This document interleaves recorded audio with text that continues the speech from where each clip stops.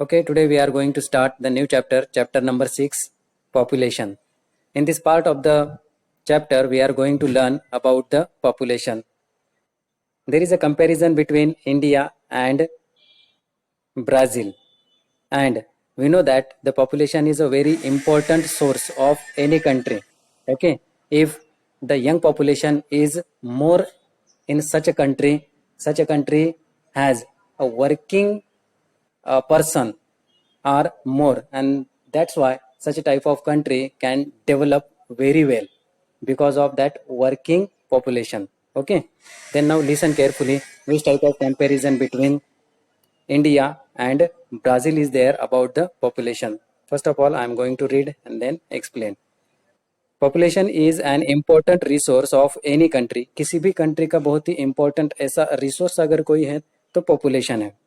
The quantitative aspect of population are important for a nation's economic and social progress. अगर किसी एक country की जो पॉपुलेशन यानी जो क्वांटिटी है वो अगर ज़्यादा है, मतलब ह्यूमन क्वांटिटी वहाँ पे अगर ज़्यादा है, तो उस कंट्री की इकोनॉमिक और सोशल प्रोग्रेस वहाँ पे अच्छी तरह से होती है, ऐसा कहा जाता है. Let's study the population of Brazil and India. तो हम ब्राज़ील और इंडिया ये दो कंट्रीज़ के पॉपुलेशन के बारे में स्टडी यहाँ पे करने वाले हैं.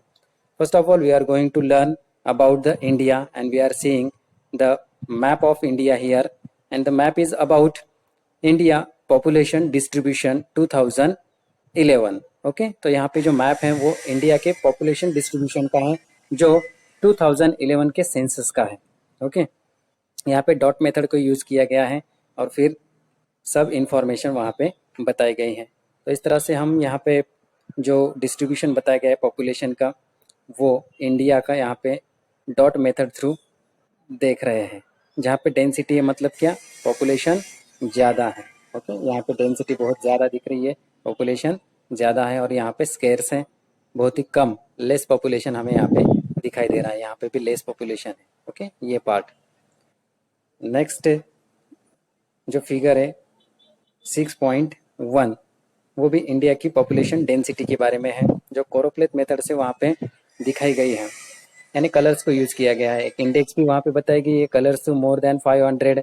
देन यहाँ पे क्या बताया गया है, नंबर्स ऑफ पीपल पर किलोमीटर, है ना, पर किलोमीटर वहाँ पे लोगों के नंबर बताए गए हैं. तो ये कलर अगर है स्कारलेट कलर जो है वो बता रहा है मोर देन 500 पीपल पर किलोमीटर. ओके, ये कलर बता रहा है 251 टू 500, और आगे जो फेंट कलर है वो बता रहा है 101 टू 250, और लेस देन 100 ये फेंट वाला कलर वहाँ पे बता रहा है. तो इस तरह से ये स्टडी करने के बाद हम नीचे कुछ क्वेश्चंस दिए गए हैं उन्हें सॉल्व कर सकते हैं. वो कुछ इस तरह से है. चलो,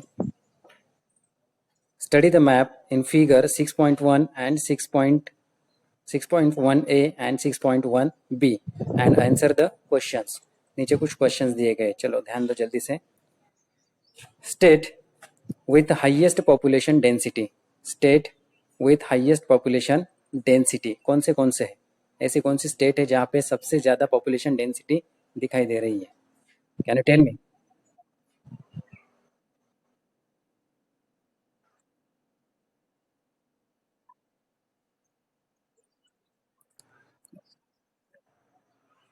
okay okay. From the north side of the India, north east side and the east side is the dense population area, and where such a type of states are there which are dense populated. Okay, next, states with lowest population density. Can you tell? Lowest population. Very good. The north side is there, okay, and the east side we can see here such a type of states. Arunachal Pradesh. Very good. Then, on the basis of the map given above, classify the distribution population in India in the following table. तो यहाँ पे एक table बताया गया है, उसका distribution, population distribution हमें वहाँ पे करना है। Then we can see here three columns of the table. First column which are showing here serial numbers. The second column which is showing um, population density per square kilometer. Okay, population density per square kilometer. And the third column is empty there. Name of the states, union, territories. You should have to fill this column. Okay. Then first less than 100. Then you can find the answer from here. Okay. See your book and tell me the answer. Less than 100. Tell me the names of the states or union territories, whatever is there. Very good. Jammu Kashmir and Himachal Pradesh. Arunachal Pradesh. Very nice. Then the second thing is there 101 to 250 population density of per square kilometer. Raj, Rajasthan, Manipur, Nagaland. Very nice. Next, third. 251 to 500. Can you tell me state's name?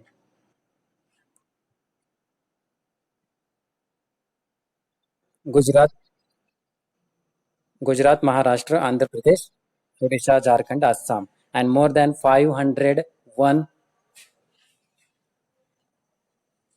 More than 501. Can you tell me?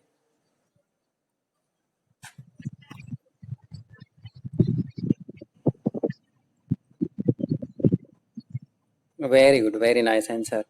Then next thing is there. Correlate the climate and physiography of India with its population distribution and write a note on it. Okay, तो आपको क्या करना है, climate, physiography, India की climate और physiography है ना, उससे पॉपुलेशन का रिलेशन, कोरिलेशन आपको बताना है कि डिस्ट्रीब्यूशन क्लाइमेट को लेकर और फिजियोग्राफी को लेकर के इंडिया के अंदर किस तरह से हुआ है ना, पॉपुलेशन का डिस्ट्रीब्यूशन, क्लाइमेट और फिजियोग्राफी, है ना, आपको नोट बनानी है.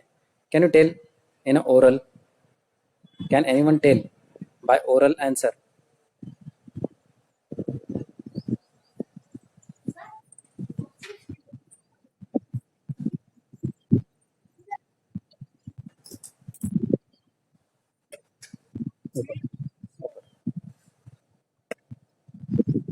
Okay. Uh, take the help of the climatic condition and the physiography of that part. You are saying only the states are there. Okay. But what is the climatic condition? How the climatic condition is suitable for that dense population or the less population? And the other point is there, physiography. By the physiography, we can say that how the dense population at such a type of place and how the less population by taking the study of physiography is there. Okay.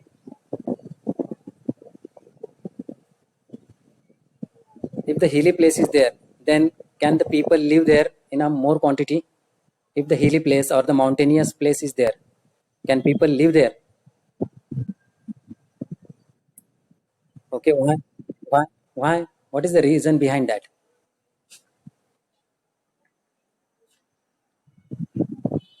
We cannot see the dense population at the hilly or the mountainous place. Why? Hmm. Because of oxygen. Is it a suitable place? People can live there. People can build their houses. People can do their occupations like agriculture and the other occupations in the hilly place or the rocky place or mountainous place there. Yes, very good. Where we cannot find the industries. Very good. That's why the people cannot live in a more quantity at such a type of places. Okay. Then climate and physiography. Take the correlation between such a type of points and tell the answers of this question. Think about it and write down. Correlate the climate and physiography of India with its population distribution and write a note on it. Okay. Try to write the note about it. Then the next thing is there, geographical explanation. Listen carefully. The same page is there. India's population is around to 121 crores. According to the census 2011 में जो census हुआ उसके अनुसार, उसके accordingly जो India की population है वो कितनी है, 121 crore.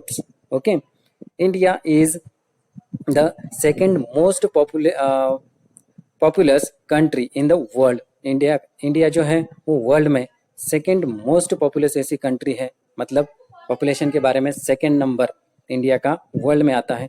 India occupies only 2.41% of the land area of the world. और इंडिया ने वर्ल्ड का जो लैंड एरिया है वो सिर्फ 2.41% का ऑक्युपाई करके रखा है. It supports 17.5% of the world's population.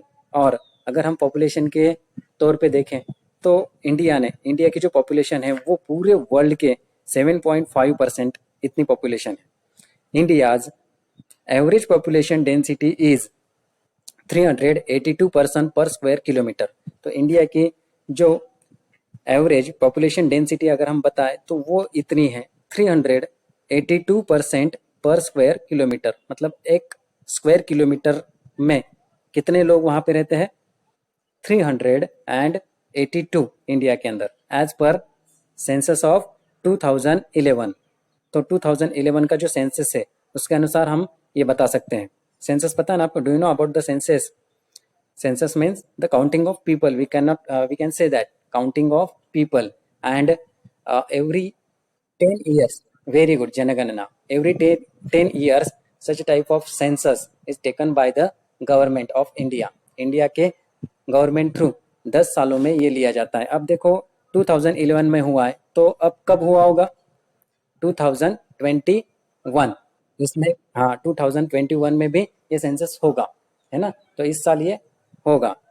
In India population is very uneven distributed. India के अंदर जो पॉपुलेशन है वो एक जैसा डिस्ट्रीब्यूट नहीं हुआ है हर जगह पे. अभी हमने देखा जो मैप्स हैं, मैप्स के ऊपर कहाँ पे किस तरह की पॉपुलेशन है. कुछ जगहों पे बहुत ज़्यादा डेंस है, कुछ जगहों पे मॉडरेट है, और कुछ जगह पे हमने देखा बहुत ही लेस पॉपुलेशन वहाँ पे है.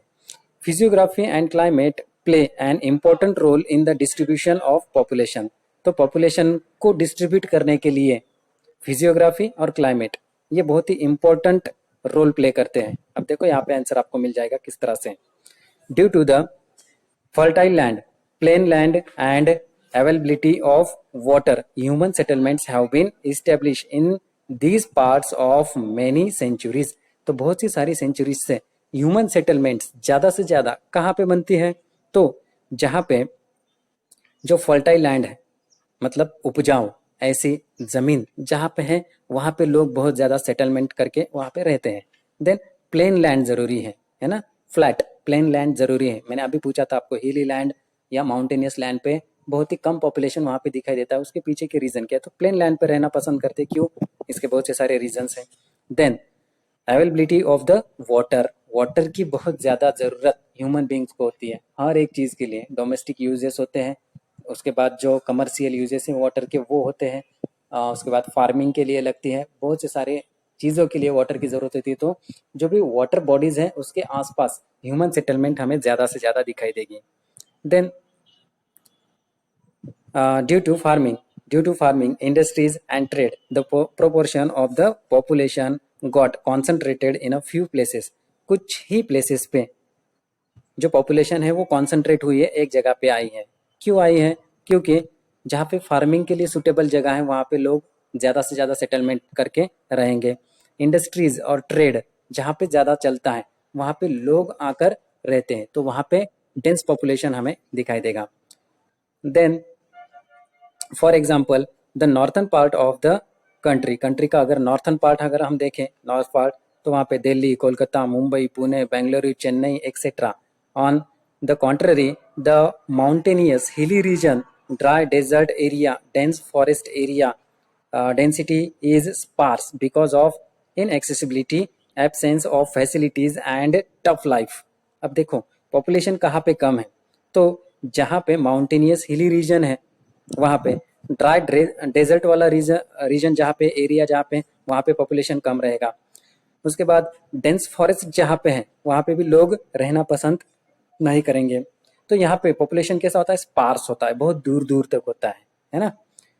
देन इसके पीछे कारण क्या है कि बिकॉज ऑफ इनएक्सेसिबिलिटी, किसी भी चीज को वहां पे तुरंत ही वो एक्सेस नहीं कर सकते, मतलब वहां पे रोड्स है ना, ट्रेवलिंग मोड्स वहां पे कम है, एक्सेसिबिलिटी रोड्स की वहां पे कम है, वाटर की एक्सेसिबिलिटी कम होती है, इलेक्ट्रिसिटी, उसके बाद ट्रेड, ऑक्यूपेशन, उसके बाद उनके जो भी सारी जरूरतें हैं नीड्स, उसकी एक्सेसिबिलिटी वहां पे कम होने की वजह से लोग वहां पे कम रहते हैं। एब्सेंस ऑफ फैसिलिटीज, बहुत सी सारी फैसिलिटीज वहां पे, जैसे कि इलेक्ट्रिसिटी, वाटर फैसिलिटी और ट्रांसपोर्ट फैसिलिटी, इस तरह की फैसिलिटीज अगर कम है तो लोग वहाँ पे नहीं रहेंगे, और ऐसी जगहों पे लाइफ जो होती है बहुत ही टफ लाइफ होती है, जिसकी वजह से पॉपुलेशन वहाँ पे कम दिखाई देता है।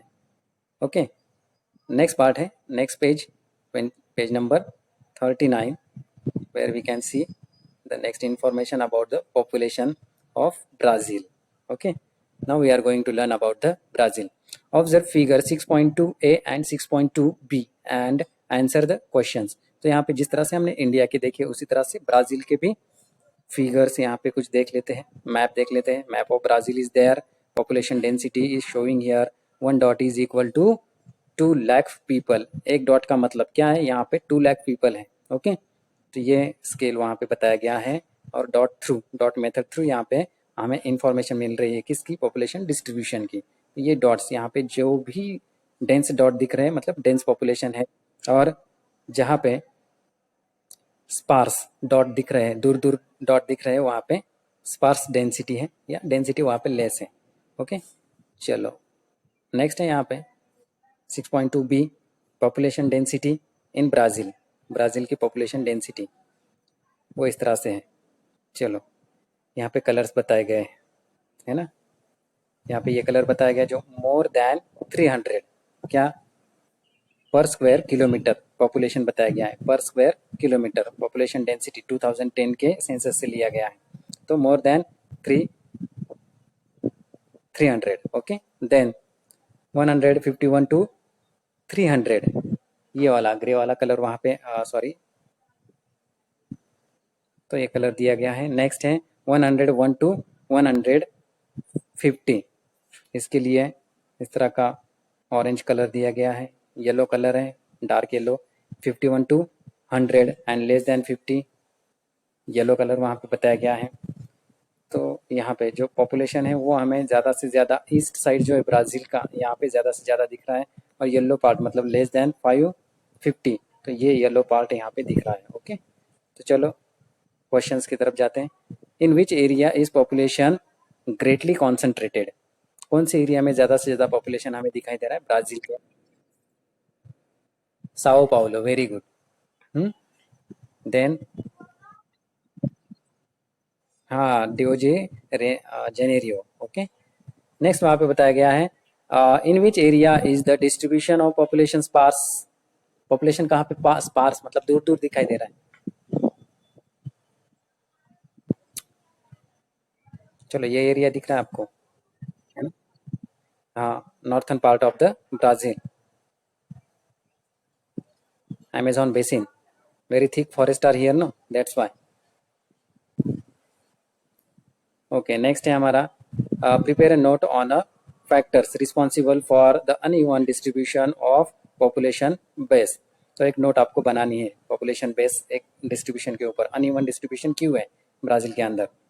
On study of Brazil you have made so far, अब तक जो भी स्टडी किया आपने ब्राजील का, उसके ऊपर बेस आपको ये बनाना है। बहुत सी सारी स्टडी किया है हमने, फिजियोग्राफी देखी, क्लाइमेट देखा, नेचुरल जो भी मतलब वाइल्ड लाइफ है, या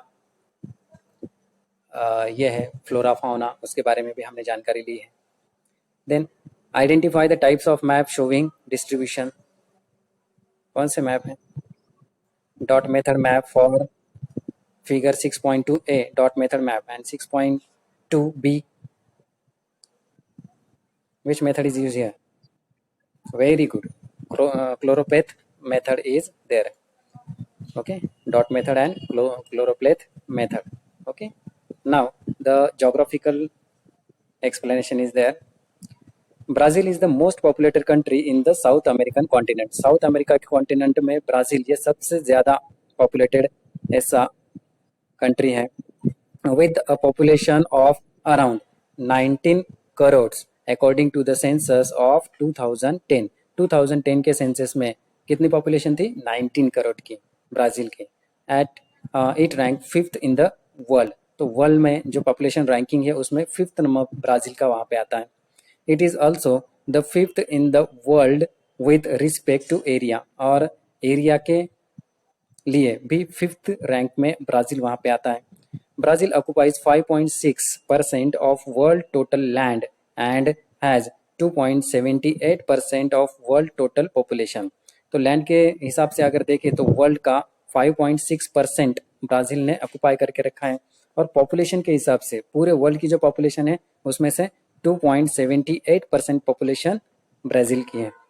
Therefore, the density of population is around 23 persons per square kilometer। तो पर स्क्वायर किलोमीटर में कितने लोग वहां पे आते हैं ब्राजील में? 23 persons only। Okay, then the distribution of population is very uneven in Brazil. Brazil के अंदर जो पॉपुलेशन डिस्ट्रीब्यूशन है अनइवन है, एक जैसी नहीं है। The majority of Brazilians have concentrated with in 300 kilometres of the